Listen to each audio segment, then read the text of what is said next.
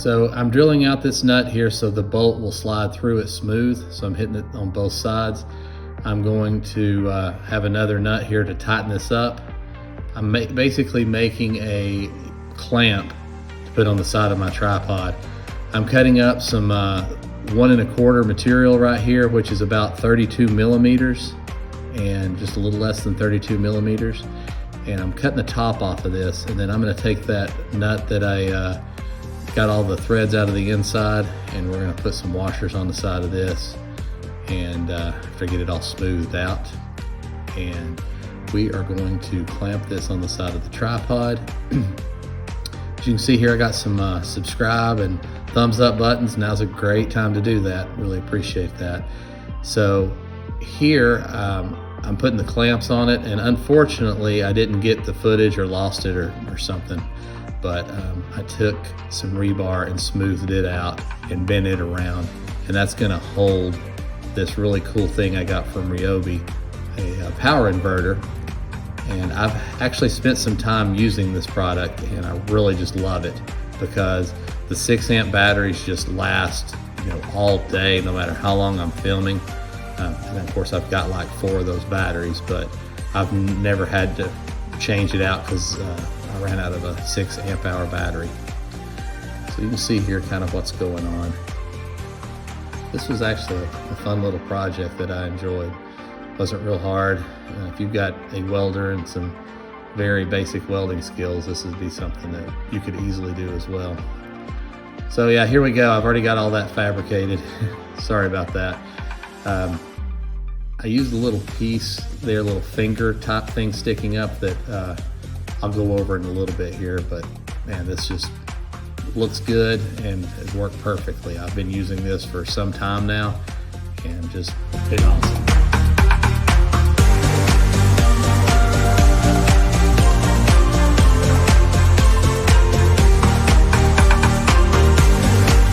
The inverter setup is complete. I have it where I want it on my tripod. I can easily get down here to this thumb release without this being in the way. That's what I wanted.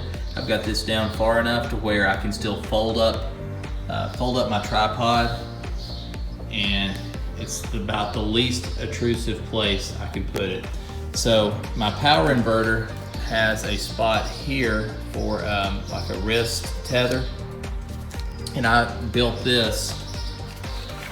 Drop this in here with one hand real quick. I built this where this little finger here will go into that tether spot, and you know, fairly easily. So gravity does the rest on this. It would fall out if you turn the tripod upside down. Hopefully I won't be doing that during regular use. Right here there's a power button to turn on the inverter. So we hit that, turns green, now it's on. There's a flashlight which is located in a pretty good spot. It's shining up toward the tripod, so I guess if I was trying to do something and the lighting conditions weren't well, that might help. We plug in our 2 USBs here. I'll go over what those do. And then we plug in our power here. So you follow these lines up. The red cord is for the power to the iPhone. And I have right here a splitter for the iPhone.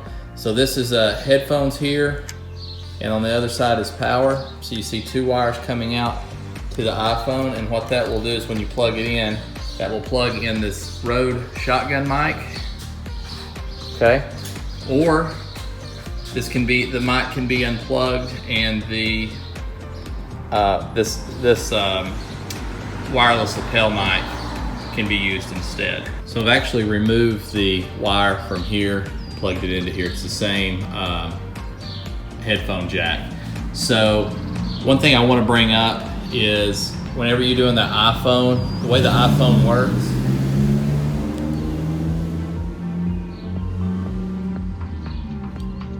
when you're doing the iPhone, the way the iPhone works, you need this little cable right here.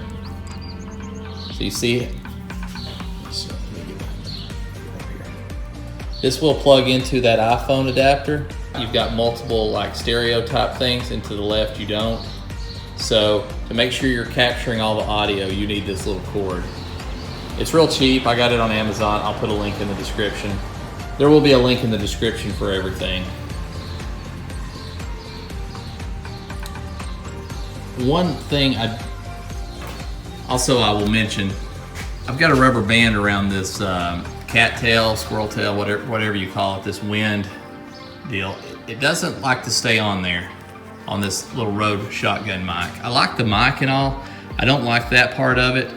I wanted to see what you all out there that have a mic like this, please put something in the comments. Let me know what you do to keep this thing on, because without this little rubber band, which you can barely see in there, which works fine, except rubber bands kind of degrade and then break off, and then at the worst possible time, you know how that works. But what are you guys using? What do you like? What can I do to improve that part? But this setup is pretty perfect for me, the iPhone or whatever phone you have. I mean, you can set this up a little different. I bought this shell for pretty cheap. I'll put that in the description. This light diffuser has made a big difference in the last video that I shot. It's really bright. So back to what we're running here. So this black cable here runs this, so I don't have to put batteries in it. And this is my wireless deal for the lapel mic. And then the one that we've got plugged in here is the adapter. Rather than me trying to keep batteries charged and put on this, I just plug it in. It runs directly off of it. You hold it down. If you order this light, one thing that I was confused about is you have to hold this down for like a good second, almost 2 seconds for it to come on and off. So I thought it wasn't working because, let me show you. All right, so you just push it, it don't come on. Well, it did then, but that's the minimum amount you have. Well, see, it didn't actually. So I thought it wasn't powering it. I wasn't holding it long enough. So this, of course, dims, it gets brighter. That's 99's all the way bright. If you can tell much difference right here. It's garage door's open, outdoor light. So I've got the cable management going. That plugs in, I went over that. Yeah, that's it. That's all we're doing.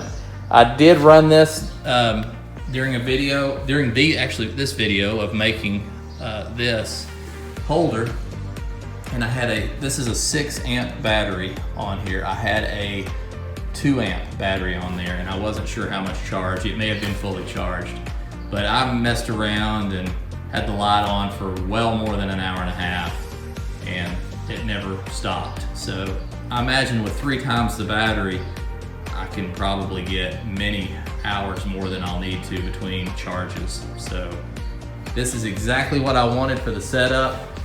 If you guys use iPhones to run your videos, you know that they run down really quick.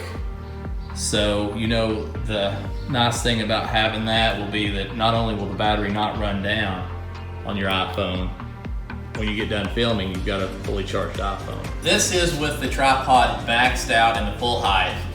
So let me show you how it works when I lower this.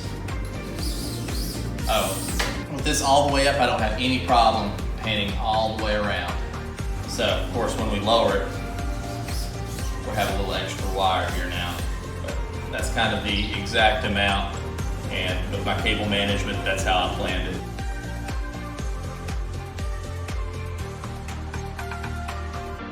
So there we go. That's from as big as it gets to as small as it gets.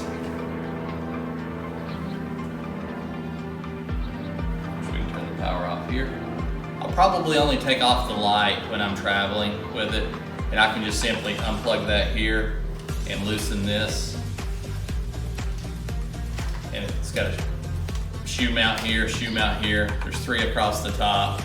So I can put this in the bag, and actually, I will probably unplug all of this and remove this and put this in the bag as well.